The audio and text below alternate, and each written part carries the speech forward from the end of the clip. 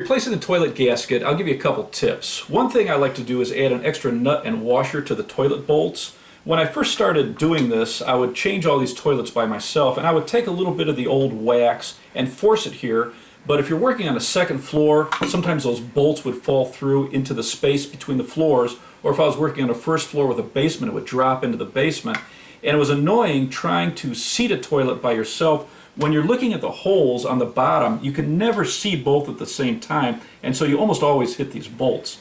So just by adding an extra stainless steel washer and an extra stainless steel nut, you're going to lock this in place, and there's plenty of room underneath the toilet, so this isn't going to affect anything.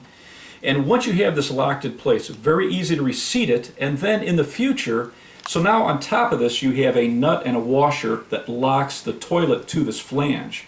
But that nut sometimes gets rusted in place. You try to remove that nut and the whole bolt just spins. So you end up having to hack that off.